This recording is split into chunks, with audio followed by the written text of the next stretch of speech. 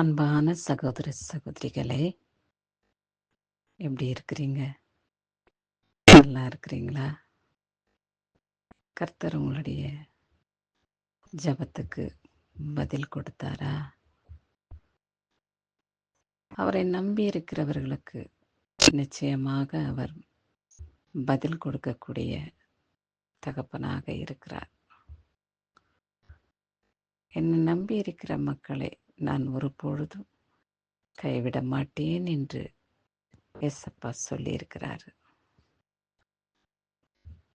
முழு நம்பிக்கையோடு முழு விசுவாசத்தோடு அவரை நாம் வேண்டிக் கொள்ளும் பொழுது நிச்சயமாகவே கர்த்தர் உங்கள் கண்ணீரின் ஜெபத்துக்கு பதில் கொடுத்து உங்கள் இருதயத்தை அவர் சந்தோஷப்படுத்துவார். வேதத்தை வாசிப்போம். தீங்கு நாளில் அவர் என்னை தம்முடைய கூடாரத்தின் மறைத்து என்னை தமது கூடார மறைவில் ஒளித்து வைத்து என்னை கண்மலையின் மேல் உயர்த்துவார் என்று சொல்லப்பட்டுள்ளது. சங்கீதம் 27 அதிகாரம் 5வது வசனத்திலே இப்படியாய் கர்த்தர் நம்மை பார்த்து பேசுகிறார். என் மகனே, என் மகளே, கலங்காதே, திகையாதே. எனக்கு இந்த துன்பம் வந்துச்சு, இந்த வியாதியிலிருந்து விடுதலை கிடைக்காதா என்று துக்கப்படாதே. உன் குடும்பத்தில் இருக்கும் ஒவ்வொருவரையும் நான் ஆசீர்வதிப்பேன். அவர்களுடைய வியாதியின் பிணியிலிருந்து விடுதலை கொடுத்து அவர்களை நான் காத்துக்கொள்வேன். உன்னையும் உன்னுடைய வேண்டுகோளையும் நான் ஏற்றுக்கொண்டு உன் நிமித்தமாக உன் குடும்பத்தை நான் காத்துக்கொள்வேன் என்று ஏசப்பா உங்களோடு பேசுகிறார். நம் நினைவாகவே இருக்கிற கர்த்தர் நம்மளை ஒரு பொழுதும் மறக்க மாட்டார். அவருடைய வீட்டுக்குள்ளே நம்மளை சேர்த்து கொள்வார்.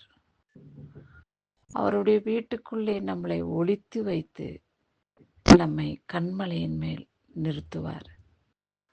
யாருக்கு பார்த்து கர்த்தர் நம்மை அவருடைய வீட்டுக்குள்ளே ஒளித்து கொள்ள சித்தம் கொண்டு இருக்கிறார் என்று பார்ப்போமானால், பொல்லாத சாத்தான், பொய்யுக்கு பிதாவானவன், ஏமாற்றுகிறவன், வஞ்சிக்கிறவன், இச்சைகளை கொடுத்து பலவிதமான பாவங்களை செய்யும்படி தூண்டுகிற அந்த பிசாசுக்கு மறைவாகத்தான் கர்த்தர் நம்மை அவருடைய வீட்டுக்குள்ளே மூடி மறைத்து பாதுகாக்கிற தேவனாக இருக்கிறார் என்று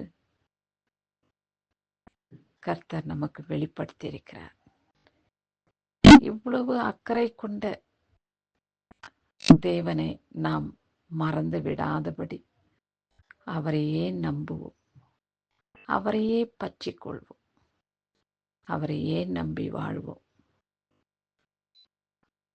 ஏதோ தீங்கு உன்னை துக்கப்படுத்தாதபடி, வேதனைகள் சோதனைகள் உனக்கு நேரிடாதபடி நான் உன்னை மூடி மறைத்து பாதுகாத்துக் கொள்வேன் என்ற தேவனுக்கு முன்பாக நாம் பயபக்திக்குழு உரியவர்களாய் வாழ வேண்டும்.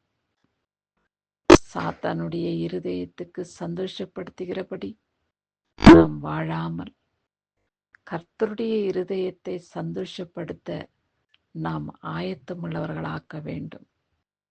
நாம் செய்யும் ஒவ்வொரு செயலும்,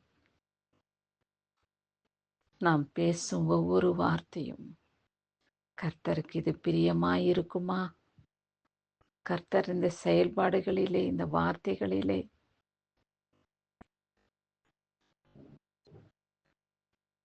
நினைவு கூர்ந்து ஆசீர்வதிப்பாரா என்ற பயபக்தியின் இருதயம் நமக்குள் இருந்தால் சாத்தான் நம்மை விட்டு ஓடிப்போவான். நம்மளுக்கு எந்த விதமான தீங்கும் விளைவிக்க அவனுக்கு தைரியம் வராது. உங்களை பார்த்து சாத்தான் நடுங்குவான், பயப்படுவான். ஏனென்றால் கர்த்தர் வீட்டுக்குள்ளே நாம் மறைந்திருக்கிறபடியினாலே. அவருடைய இரக்கங்களுக்கு முடிவே இல்லை. அவர் நம்மேல் வைத்த அன்பை விளங்க பண்ணினார் அல்லவா? கடைசி பரியந்தமும் உலகத்தை விட்டு போகும் வரைக்கும் அவருடைய அன்பு நம்மளோடு இருந்தது. வேத பகுதியிலே பார்க்கிறோம். ஆனால் பரலோகத்தில் இருந்து இப்பொழுது நம்மை அவர் கண்காணிக்கிறார், நம்மளை விசாரிக்கிறார். அவருடைய மகிமையின் பாதப்படியிலே நம்மை சேர்த்து கொள்கிறார்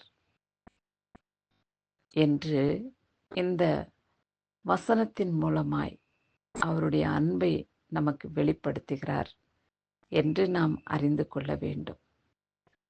தேவனே, உம்மையே நான் நம்பியிருக்கிறேன், உம்மையே நான் விசுவாசிப்பேன். உம்முடைய பாதப்படியிலே அமர்ந்து பரிசுத்தமாக்கப்பட்டு உம்முடைய பிள்ளையாக முத்திரிட வேண்டும் என்று அவரிடத்திலே வேண்டிக் கொள்வோம். நீ வேண்டிக் கொண்டபடியே உனக்கு ஆக கடவது என்று கர்த்தர் நம்மை ஆசீர்வதிப்பார். இந்நாளுக்கு ஏற்ற நிம்மதியும் சமாதானத்தையும் சந்தோஷத்தையும் அவர் கொடுத்து நம்மளை மகிமையின் பாதையிலே அவருடைய வீட்டுக்குள்ளே நம்மளை மூடி மறைத்து பாதுகாத்து ரட்சிப்பார். கிறிஸ்துவுக்கே மகிமை உண்டாகட்டும். ஆமேன்.